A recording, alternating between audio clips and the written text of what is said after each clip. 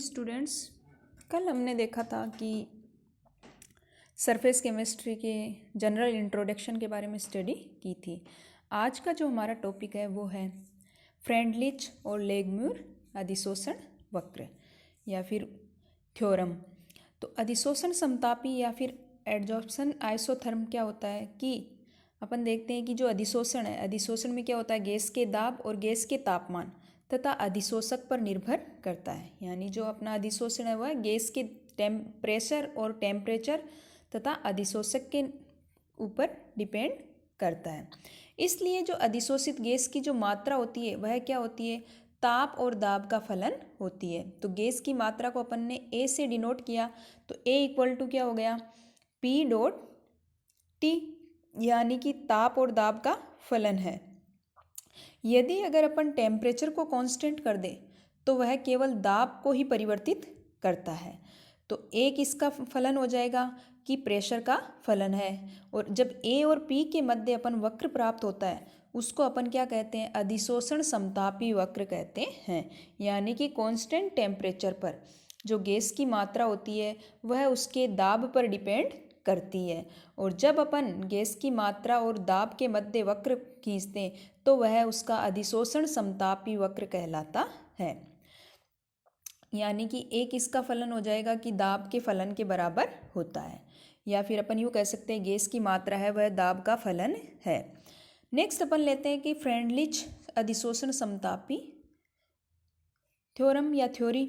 इसमें क्या बताया कि जो फ्रेंडलिच ने देखा कि जब अपन फ्रेंडली जो अधिशोषण समतापी वक्र है उसमें देखा कि जो गैस की मात्रा है एक्स अपॉन एम, यानी कि एक्स यहाँ पर दर्शाते हैं अधिशोष्य की मात्रा और एम जो है वो अधिशोषक की मात्रा कहलाती है। तो एक्स अपॉन एम जो है वह क्या होती है कि दाब के घातांक के बराबर होती है। यानी कि अधिशोषक और अधिशोष्य की प्रकृति पर निर्भर करते हैं। तो x अपॉन एम बराबर क्या हो जाएगा, के पी की घात 1 अपॉन एन, यानी कि अधिशोषण की जो मात्रा है वह दाब के घातांक के बराबर होती है। इसको अपन ने दे दिया समीकरण 6.5। यहाँ से अपन ने देखा कि अगर अपन यहाँ पर उसकी गैस के ठोस पर अधिशोषण हेतु उपयोग किया जाता है उसको, यानी जो इक्वेशन 6.5 है वह क्या होती है, गैस का ठोस पर अधिशोषण के लिए काम में ली जाती है। अगर इसको अपन कंसंट्रेशन से रिलेट करें यानी कि रिलेटेड करें यानी द्रव के रूप में देखें तो वह उसकी कंसंट्रेशन पर डिपेंड करेगा। यानी कि अधिशोषण की जो मात्रा होगी वह उसकी सांद्रता यानी विलय की सांद्रता के घातांक के बराबर होती है। यानी x अपॉन एम बराबर क्या हो जाएगा, के सी की घात 1 अपॉन एन, इसके बराबर होता है। अब अपन जब इक्वेशन 6.5 और 6.6 में अपन देखते हैं कि वह अधिशोषण पर दाब अथवा सांद्रता के प्रभाव को प्रदर्शित करते हैं। दोनों किसको, अधिशोषण पर दाब का प्रभाव और उसकी सांद्रता के प्रभाव को दर्शाते हैं। जब अपन इन दोनों इक्वेशन का लघुगणक लेते हैं तो लघुगणक लेने पर अपने पास क्या आता है, log x अपॉन एम बराबर log k plus 1 upon N log p और log x अपॉन एम बराबर log k plus 1 upon N log c। ऊपर वाली जो इक्वेशन 6.7 है वह आ जाएगी प्रेशर पर डिपेंड के लिए और नीचे वाली उसकी कंसंट्रेशन पर डिपेंड के लिए। जब अपन इन दोनों में ग्राफ खींचते हैं यानी कि अधिशोषण की मात्रा का लोगेरिथम यानी log x अपॉन एम और log p के मध्य वक्र खींचते हैं तो अपने को एक स्ट्रेट लाइन प्राप्त होती है या सीधी रेखा प्राप्त होती है। और इस सीधी रेखा का जो स्लोप है वह स्लोप दर्शाता है किसको, 1 अपॉन यानी कि उसकी 1 अपॉन एन की मात्रा को दर्शाता है स्लोप, और जो इसका इंटरसेप्ट है वह दर्शाता है log k की वैल्यू को। तो अपन यूँ कहते हैं कि जब log x अपॉन एम और log p के मध्य या log c के मध्य जब अपन ग्राफ खींचते हैं तो अपने को एक सीधी रेखा प्राप्त होती है और सीधी रेखा का जो ढाल है वह दर्शाता है 1 अपॉन एन को और जो इसका इंटरसेप्ट है वह दर्शाता है उसके अंतःखंड यानी कि log k की वैल्यू को। तो आलेख से ये पता चलता है कि जैसे जैसे p का मान बढ़ता जाता है वैसे वैसे x अपॉन एम का मान भी क्या होता है, बढ़ता है। यह समीकरण क्या होता है कि जबकि ये जो इक्वेशन है वह इसकी बढ़ने की सीमा को नहीं दर्शाता, लेकिन प्रायोगिक मान क्या होते हैं, निम्न दाब पर सीधी रेखा से विचलन दर्शाते हैं। तो ये फ्रेंडलिच इक्वेशन समीकरण की क्या थी, कमी थी। यानी फ्रेंडलिच समीकरण तो कहता है कि जैसे जैसे दाब बढ़ता जाएगा वैसे वैसे x/m का मान भी बढ़ता है, लेकिन प्रायोगिक मान में क्या होता है कि इनसे कुछ विचलन प्राप्त होता है। तो इसकी सीमा क्या थी कि यह दाब की कुछ सीमा के लिए ही प्रयुक्त कर सकते हैं, यानी कि इस इक्वेशन को लिमिट वाले टेम्परेचर में ही यूज किया जा सकता है, या फिर कुछ प्रेशर्स के लिए ही इसको अपन फॉलो कर सकते हैं। नेक्स्ट आता है कि इसमें स्थिरांक k और n जो तापक्रम के साथ साथ परिवर्तित होते हैं, जबकि कांस्टेंट की वैल्यू क्या होती है, टेम्परेचर के साथ परिवर्तित नहीं होती, जबकि इनका मान क्या होता है, टेम्परेचर के साथ चेंज होता है। तो इसमें संशोधन करने के लिए लेगम्यूर का जो अधिशोषण समीकरण दिया, लेगम्यूर ने अपना एडजॉर्प्शन आइसोथर्म दिया या समीकरण दी, या अधिशोषण समतापी समीकरण दिया। फ्रेंडलिच अधिशोषण में जो जितनी भी प्रॉब्लम्स थी उनको दूर करने के लिए क्या किया, लेगम्यूर ने अपना अधिशोषण समतापी वक्र दिया और उसके 6 पोस्टुलेट्स दिए गए थे, या फिर 6 पोस्टुलेट्स उसने प्रस्तावित किए थे। फर्स्ट उन्होंने बताया कि जो ठोस अधिशोषक है उस अधिशोषक पर जो अधिशोषित सतह होती है उसकी मोटाई केवल 1 परतीय होती है। यानी कि लेगम्यूर का जो अधिशोषण समतापी वक्र है उसने बताया कि जो उसकी लेयर की मोटाई होती है अधिशोषित सतह की वो यूनिलेयर होती है। नेक्स्ट इसने बताया कि अधिशोषण किसी एक निश्चित दिशा में होता है, वह सतह पर उपस्थित अधिशोषित अणुओं के मध्य किसी प्रकार की अंतरक्रिया नहीं करता। यानी अधिशोषण क्या होता है, एक निश्चित डायरेक्शन में होता है, और अगर सतह पर उपस्थित है कोई अणु तो उनके मध्य किसी प्रकार का कोई इंटरेक्शन नहीं होती। अगला इन्होंने बताया कि अधिशोषण प्रक्रम क्या होता है, डायनेमिक प्रोसेस है जिसमें 2 प्रक्रम होते हैं, एक तो होता है कंडेंसेशन और दूसरा होता है इवेपोरेशन प्रोसेस। थर्ड पोस्टुलेट इसका था कि जो अधिशोषण जो होता है वह डायनेमिक प्रोसेस होता है और उसमें कंडेंसेशन और इवेपोरेशन प्रोसेस होती है। अगला इन्होंने बताया कि जब साम्यावस्था में संघनन की दर वाष्पीकरण की दर के समान हो जाती है तो इसमें क्या होता है कि इकाई समय में जितने अणुओं का वाष्पीकरण होता है उतने ही अणु पुनः सतह पर अधिशोषित कर लिए जाते हैं। यानी कहने का मतलब है कंडेंसेशन की रेट जो है वह इवेपोरेशन की रेट के बराबर हो जाती है साम्य अवस्था जब आती है इनमें। तो क्या होगा, जितने अणु वाष्पीकृत होंगे उतने ही अणु इसकी सतह पर पुनः अधिशोषित होते हैं। नेक्स्ट बताया कि गैसें क्या होती है, आदर्श व्यवहार दर्शाती है। तो इसके जो पोस्टुलेट्स थे, फर्स्ट तो क्या था कि जो अधिशोषक पर सतह होती है, अधिशोषित सतह, वो यूनिलेयर होती है। नेक्स्ट इन्होंने बताया कि निश्चित दिशा में होता है, यानी कि उनके बीच में किसी प्रकार की इंटरेक्शन नहीं होता। थर्ड इन्होंने बताया कि अधिशोषण प्रक्रम क्या होता है, डायनेमिक प्रोसेस होता है जिसके अंदर कंडेंसेशन और इवेपोरेशन दोनों चलते हैं। अगला बताया कि जब इक्विलिब्रियम कंडीशन आती है तो उसमें कंडेंसेशन और इवेपोरेशन दोनों की दर क्या हो जाती है, समान रहती है। यानी जितना वाष्पीकरण होता है उतना ही उसमें क्या होता है, संघनन होता है। और 5वां पोस्टुलेट था कि गैस क्या दर्शाती है, आदर्श व्यवहार दर्शाती है। और 6ठा पोस्टुलेट है कि जो संपूर्ण सतह है उसकी ऊर्जा की मात्रा क्या होती है, समान होती है, यानी कि उसकी एनर्जी में किसी प्रकार का कोई चेंज नहीं होता।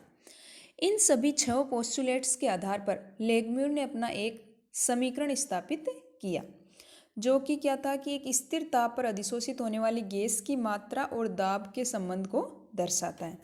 इन्होंने भी जो अपना समीकरण दिया वह गैस की मात्रा जो अधिशोषित होती है उस अधिशोषित होने वाली गैस की मात्रा और उसके दाब के संबंध को दर्शाती है। तो यहाँ पर उन्होंने क्या किया, n गैस के अणुओं की संख्या जो कि प्रति सेकंड 1 वर्ग सेंटीमीटर सतह पर क्या करती है, आक्रमण करती है। एल्फा क्या होती है, सतह पर उपस्थित अणुओं का अंश है। और एन एल्फा दोनों को कंबाइन करके लिखते हैं तो एन एल्फा क्या हो जाएगी, सतह पर संघनित होने वाले कुल मोलों की संख्या, क्योंकि एल्फा अणुओं का अंश और वह गैस के अणुओं की संख्या। तो दोनों मिलाकर क्या हो जाएंगे, संघनित होने वाले कुल मोलों की संख्या। थीटा जो है वह गैस के द्वारा ढके गए क्षेत्र का अंश है, और तो केवल एन अल्फा 1 माइनस थीटा में क्या होता है, संघनन होता है, यानी इतने अणुओं में क्या होता है, संघनन होता है। तो यहाँ पर सतह पर जब संघनित होने वाले अणुओं की जो दर होगी, यानी कि कितने अणु संघनित हो रहे हैं या कितने अणु आकर अधिशोषक की सतह पर अधिशोषित हो रहे हैं, तो वह एन अल्फा 1 माइनस थीटा के बराबर। और वाष्पीकरण की दर क्या हो जाएगी, सतह द्वारा अधिग्रहित क्षेत्र, यानी कि वाष्पीकरण की दर क्या हो जाएगी, के थीटा के बराबर। तो अपने को पता है कि संघनन की दर अपने पास है और वाष्पीकरण की दर अपने पास है। तो इससे अपन देखते हैं कि के यहाँ पर क्या होता है, आनुपातिक गुणांक। तो जब अपन साम्य स्थापित होता है तो साम्य अवस्था में क्या होता है, रेट ऑफ वेपोराइजेशन और रेट ऑफ कंडेंसेशन दोनों क्या होती है, बराबर होती है। और बराबर होने पर क्या हो जाएगी, जो इक्वेशन थी अपनी, यानी कि संघनन की दर और वाष्पीकरण की दर, तो वाष्पीकरण की दर तो क्या थी, के थीटा, और संघनन की दर थी 1 माइनस थीटा एन अल्फा। अब यहाँ से जब इसको समीकरण को अपन ओपन करके लिखेंगे तो N alpha minus N alpha theta, इसको इधर ले आएंगे तो ये पॉजिटिव में, तो थीटा की वैल्यू आ जाएगी अपने पास अल्फा एन अपॉन के प्लस एन अल्फा। इसको ये अपने पास आ गई किसकी मान, थीटा की वैल्यू। अब अपन गैसों का अणुगति सिद्धांत कहता है कि अणुओं की जो संख्या होती है वह सतह पर आक्रमण करने वाले गैस के दाब के बराबर होती है या उसके समानुपाती होती है। तो अणुओं की संख्या अपने को पता है एन है, तो एन प्रोपोर्शनल क्या हो जाएगा, पी, यानी उसके दाब के समानुपाती। तो एन बराबर क्या आ जाएगा, यहाँ से इसको समानुपाती साइन को हटाएंगे तो ये आ जाएगा बीटा पी। तो ये बीटा यहाँ पर क्या कहलाता है, समानुपाती गुणांक या आनुपातिक गुणांक कहलाता है।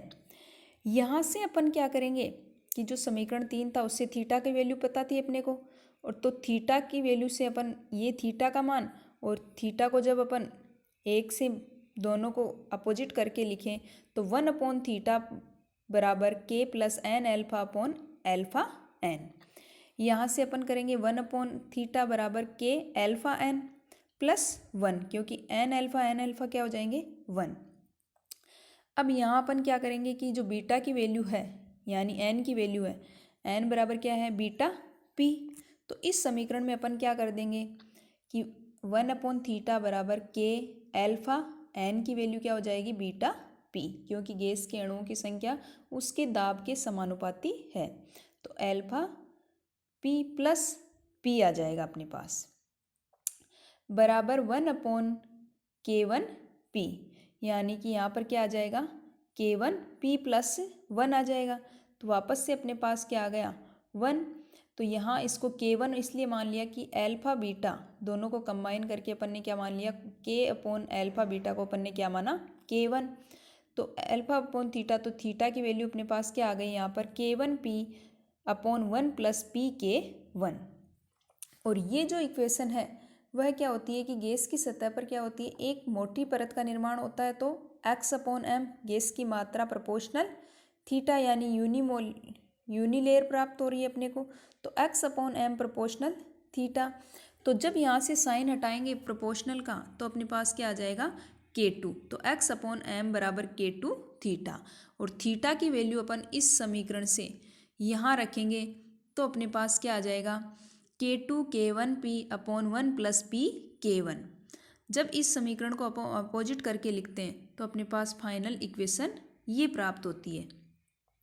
यहाँ इस समीकरण से अपन देखते हैं कि अपने पास क्या आ गया P upon X upon M बराबर P upon K2 plus 1 upon K1 K2। इसको अपन ने मान लिया समीकरण 6.16। अब यहाँ से जब अपन अधिशोषित होने वाली गैस की मात्रा x अपॉन एम या फिर p upon X upon M और p के मध्य वक्र खींचते हैं तो अपने को एक सीधी रेखा प्राप्त होती है, और उसका जो ढाल होता है वह ढाल जो होता है वह अपने को प्राप्त होता है 1 अपॉन K2 के बराबर, और जो इसका इंटरसेप्ट होता है वह क्या होता है 1 अपॉन K1 K2 के बराबर। तो यानी कि इंटरसेप्ट जो इसे अपन ज्ञात कर सकते हैं K1 K2 का मान, और इसके स्लोप से अपन ज्ञात कर सकते हैं 1 अपॉन K2 का मान। तो इससे अपने को ये, और ये जो समीकरण था लेगम्यूर समीकरण, इसमें क्या होता था कि ऐसा सतह में एक समानता नहीं होने की वजह से होता है। तो इसमें क्या होता है कि कुछ उदाहरणों में भी क्या होती है, ये एक से अधिक मल्टीलेयर का भी निर्माण हो जाता है, या फिर इसमें क्या होता है कि आंशिक अधिशोषण भी होता है, या अधिशोष्य और अधिशोषण से कुछ रासायनिक क्रिया भी करता है। तो इन कंडीशनों में हो सकता है। तो इसके लिए क्या होती है, 3 स्थिति हो सकती है। फर्स्ट, यदि अपन गैस का दाब बहुत कम रखें, तो गैस का दाब बहुत कम रखें, इसका मतलब K1P क्या हो जाएगा, नगण्य हो जाएगा। और K1P नगण्य होते ही थीटा का मान क्या होता है, बहुत कम होगा। और थीटा का मान कम होते ही क्या हो जाएगा कि जो गैस की मात्रा है वह केवल और केवल दाब के प्रोपोर्शनल के बराबर होती है, या दाब के समानुपाती होती है। तो कहने का मतलब है कि जब गैस का दाब बहुत कम होता है तो अधिशोषण की जो मात्रा होती है वह दाब के समानुपाती होती है।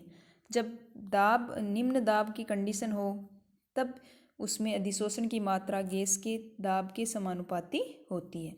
सेकंड कंडीशन है, यदि दाब का मान बहुत अधिक हो, तो दाब का मान अधिक होने पर क्या होगा, K1P का मान काफ़ी बढ़ जाएगा। और इसमें क्या होगा कि जो अधिशोषण की जो मात्रा, अधिशोषित गैस की जो मात्रा है वह दाब पर डिपेंड नहीं करती, यानी उच्च दाब पर वह अधिशोषित गैस की मात्रा टेम्परेचर पर डिपेंड नहीं करती। थर्ड कंडीशन है कि अगर निम्न कोटि का दाब पर रखें अपन, तो इसमें दोनों ही कंडीशन हो सकती है, यानी कि वह दाब पर डिपेंड, यानी कि दाब के घातांक के समानुपाती होती है। यानी कि जब मध्यम कोटि के दाब पर अपन देखें तो वह प्रेशर के घातांक के समानुपाती होती है। या फिर ये जो समीकरण कहलाता है वो कहलाता है लेगम्यूर का अधिशोषण समतापी समीकरण। यानी कि निम्न कोटि पर तो वो प्रेशर के समानुपाती होती है, और उच्च कोटि के प्रेशर में वह स्थिरांक के बराबर होती है। और जब मध्यम कोटि लेते हैं अपन तो वह क्या होती है, दाब के घातांक के समानुपाती होती है। और इस इक्वेशन को क्या कहते हैं अपन, अधिशोषण समतापी समीकरण कहते हैं। क्योंकि इसमें जैसे जैसे दाब बढ़ता है अथवा तापमान घटता है तो इसमें क्या होता है कि अधिशोषित होने वाली गैसों की मात्रा भी क्या होती है, अतिरिक्त परतों का निर्माण होता जाता है, और वह मल्टीलेयर अधिशोषण की धारणा को स्पष्ट करता है। नेक्स्ट उपयोग जो है कि जो लेगम्यूर ने जो अधिशोषण हेतु क्रियाविधि दी थी वह रासायनिक शोषण को समझाने में क्या थी, सफल रही। या फिर अपन यूँ कह सकते हैं कि रासायनिक शोषण के बारे में बताती है, क्योंकि रासायनिक शोषण जो है वह मल्टीलेयर होता है। नेक्स्ट है कि जो इसका उपयोग अपन संतृप्त अवस्था में विभिन्न अधिशोषक को गैस की भौतिक शोषण को फ्रेंडलिच सिद्धांत की अपेक्षा लेगम्यूर सिद्धांत अधिक प्रभावी रूप से समझाता है। कहने का मतलब है कि संतृप्त अवस्था में अगर कोई अधिशोषण है तो वह भौतिक अधिशोषण को फ्रेंडलिच सिद्धांत की अपेक्षा लेगम्यूर सिद्धांत आसानी से समझाता है। नेक्स्ट इसकी जो सीमा थी इसमें भी कुछ कमी थी। एक तो इसमें ये थी कि अधिशोषण की संतृप्त अवस्था तापक्रम पर निर्भर नहीं करती, जबकि प्रयोगों से ये ज्ञात होता है कि वास्तव में ताप बढ़ने पर अधिशोषण क्या होता है, घटता है। इसी प्रकार इसमें क्या था कि अधिशोषित परतें केवल यूनिलेयर होती है, परंतु वास्तविक में क्या होती है, वह मल्टीलेयर परतें भी पाई जाती है। तो ये क्या था कि कुछ कमी इस सिद्धांत में भी थी, लेकिन यह फ्रेंडलिच जो समतापी समीकरण था उससे अच्छा, या फिर उससे मतलब उसकी जो कमी थी उस सिद्धांत की, वो इस सिद्धांत में दूर की गई थी। तो ये था अपना फ्रेंडलिच समतापी वक्र और लेगम्यूर